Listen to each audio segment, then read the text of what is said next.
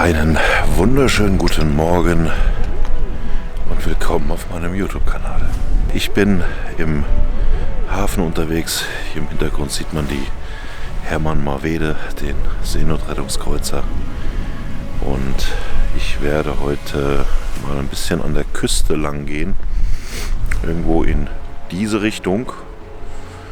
Und wenn ich das auf den alten Luftaufnahmen richtig im Sinn habe, stand da irgendwo auch der alte U-Boot-Bunker, den es im Krieg hier noch gab, der gesprengt worden ist. Mal sehen, was ich unterwegs finde. Ich kämpfe mich durch bis zum Nordstrand und schau mal, was es da so gibt. Das ist so eine Ecke, wo ich hier auf der Insel noch nicht war.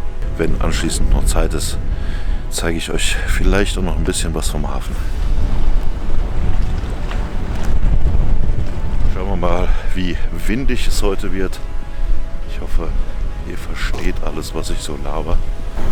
Hier hat man die normalen Aufgänge dicht gemacht. So ein bisschen Sturmflutabwehr. Ich hoffe zwar nicht, dass irgendwas in die Richtung kommt, wobei ich auch das witzig finde. Es wäre zumindest mal ein Erlebnis der besonderen Art. Auch wenn es für die Küstenregion meistens nichts Schönes ist. Der ehemalige Bunker sollte von den Luftaufnahmen irgendwo hier in dem Bereich gestanden haben, wo ich jetzt gerade stehe. Ich habe hier und da noch so ein paar Betonreste gesehen, die darauf hindeuten könnten, dass hier mal was war, aber nach der Sprengung scheint man davon alles zurückgebaut zu haben. Ist Geschichte, auf der einen Seite schade, auf der anderen Seite hat das natürlich auch immer ein bisschen was Makaberes, sowas noch vor der Haustür stehen zu haben. Das Problem haben unter anderem ein paar Küstenstädte in Frankreich, die ihre U-Boot-Bunker noch stehen haben, die sie einfach nicht wegkriegen. Denn die sind ein bisschen stabil gebaut worden. Die Sprengung ist teilweise missglückt. Und heutzutage wird es auch schwierig, den auf die Art und Weise zu entsorgen, weil rundherum schon neu bebaut wurde.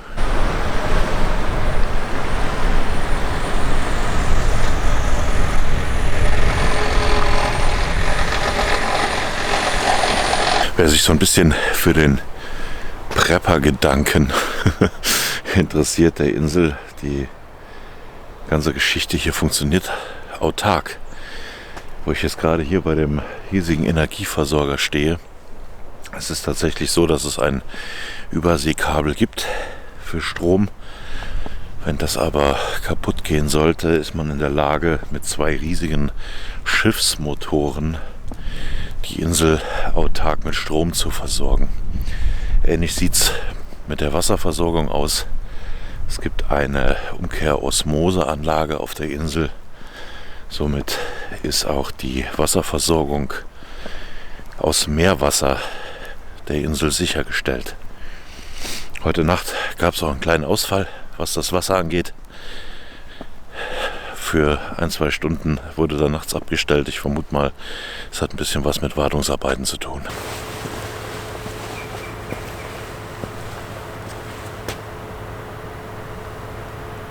Ich habe euch doch gestern den Bombenkrater von der 5-Tonnen-Bombe gezeigt. Das hier ist eine 5-Tonnen-Bombe. Das ist die sogenannte Tallboy. Die ist entwickelt worden zum Bunkerknacken und so Dinger sind hier abgeworfen worden. Ich vermute mal, das hat so ein bisschen was mit den ganzen Bunkeranlagen hier zu tun, insbesondere mit dem U-Boot-Bunker. Aber ist schon ein gewaltiges Ding. Passend dazu direkt daneben der Propeller von einem abgeschossenen Lancaster-Bomber.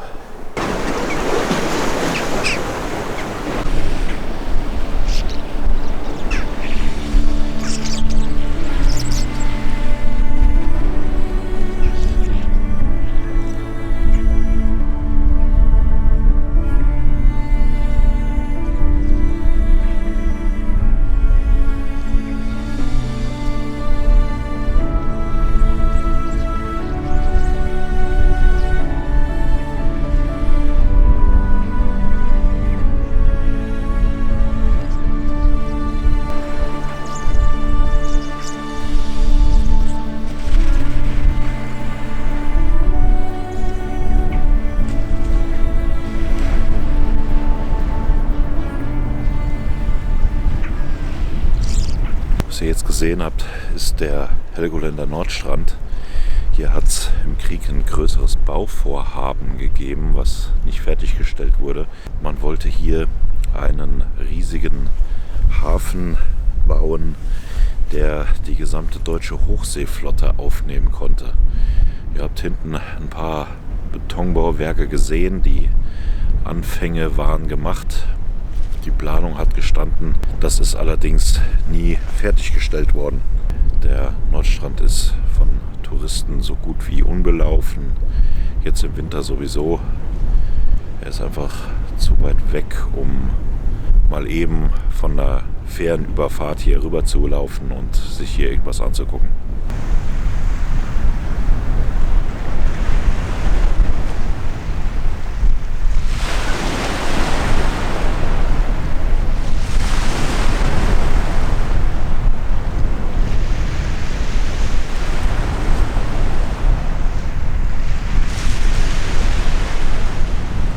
Das Zeug, was hier überall auf dem Strand liegt, sind Reste der Helgoländer Kelbwälder, abgestorbene Wasserpflanzen, die hier angespült werden.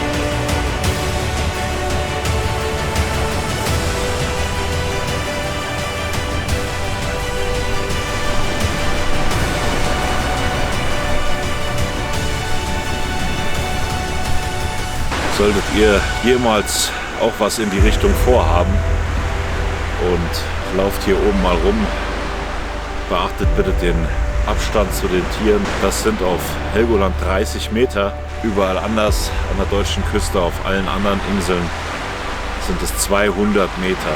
Die Tiere hier oben fühlen sich in der Kolonie erstmal sicher und nicht großartig gestört. Es gibt allerdings viele Fälle von Seehunden, die immer wieder in den Auffangstationen landen, weil die Muttertiere die Jungen verstoßen haben durch Störungen und so weiter. Die Kegelrobben, die in den Auffangstationen landen, sind meistens diejenigen, die zu früh geboren wurden, kleine Nesthäkchen und so weiter, die aufgrund der Einschätzung der Mutter, was die Überlebensfähigkeit angeht, einfach verlassen wurden.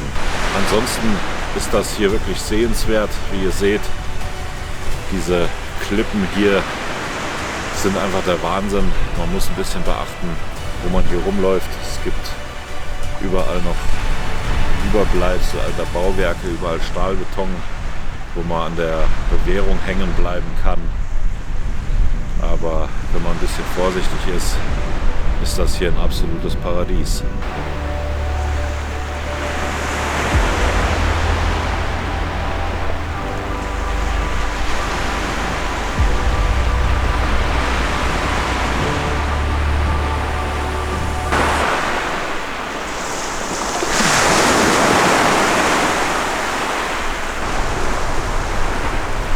Ich werde jetzt zurück Richtung Hafen marschieren. Ich habe gerade noch der Insel ein bisschen was Gutes getan und noch ein paar Müllbrocken vom Strand entfernt. Abseits von den Stellen, wo die Robben liegen. Ich schaue jetzt mal, ob ich im Hafen euch noch irgendwas einfangen kann. Ansonsten ist das hier mehr ein Erlebnis für denjenigen, der hier ist, denn das kriegst du gar nicht so per Kamera erfasst, diese Größen dieser Klippen hier hinten. Da sitzen zum Teil auch Vögel drin, aber keine Chance, die irgendwie zu filmen. Ich habe es vorhin mal versucht, aber es ist ein bisschen zu weit weg und hier hinten kann man auch nicht wirklich herklettern. Sobald Hochwasser ist, kommst du nicht mehr zurück. Im Hafen, hier hinten bei diesen ganzen bunten Buden, hier unten an den Bänken, ist im Sommer alles voll mit Touris, die sich von ihren Möwen das Essen klauen lassen. Im Winter ist hier nichts los. Aber ich finde es ehrlich gesagt so ein bisschen schöner.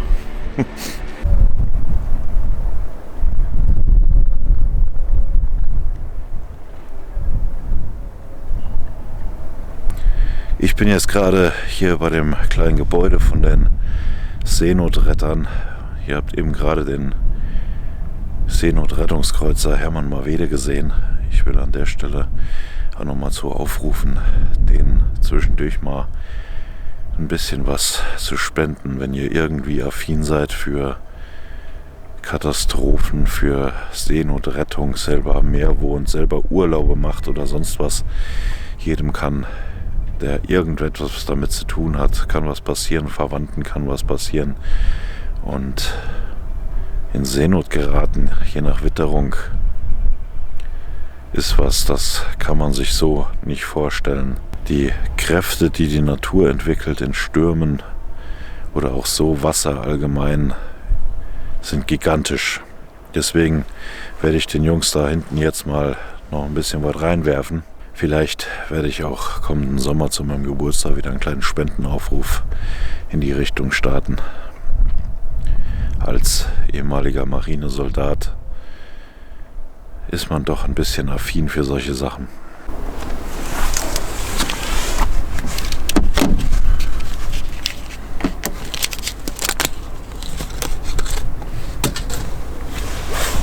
Ich denke, jeder von uns in unserer Gesellschaft hat für ein bisschen was in die Richtung Geld, ob jetzt für Seenotretter oder Rettungsdienste allgemein, wobei die Seenotretter folgendes Problem haben: die sind rein spendenfinanziert. Da steckt kein großes Unternehmen hinter, was da staatlich groß bezahlt wird oder sonst irgendwas. Deswegen sehe ich das hier als besonders wichtig.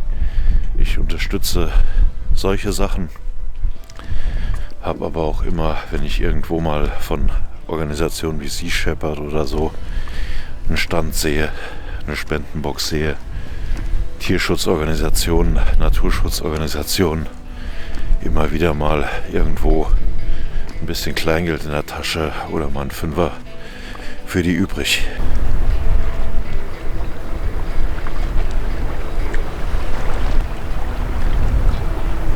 Für heute reicht's. Ein bisschen Privatzeit gibt es hier heute auch noch. Aber ich habe euch auch, glaube ich, schon eine Menge gezeigt. Ansonsten seht ihr mal ein bisschen was von der Rückreise hier. Vielleicht geht es auch noch mal rüber auf die Dünen, aber die Seehunde habt ihr ja schon gesehen. Mal gucken, was noch kommt. Leider musste ich meine Reise und meinen Aufenthalt auf der wunderschönen Insel Helgoland vorzeitig beenden, da ein aufziehender Sturm den Fährbetrieb, wie sich im Nachhinein zeigen sollte, für ca. eine Woche lahmlegen sollte. Glücklicherweise konnte ich das letzte Schiff nehmen. Trotz der kurzen Zeit hatte ich eine wunderbare und spannende Erfahrung, die mich tief beeindruckt hat. Helgoland ist ein einzigartiger Ort mit wunderschöner Natur und ich bin sicher, dass ich bald wieder zurückkehren werde, um weitere Facetten dieser faszinierenden Insel zu entdecken. Ich danke auch euch für die investierte Zeit, sich meine Videos anzusehen und für euer Interesse. Eine kleine Dokumentation über Robben wird demnächst noch folgen. Bis dahin viel Spaß bei weiteren Videos und eine schöne Zeit.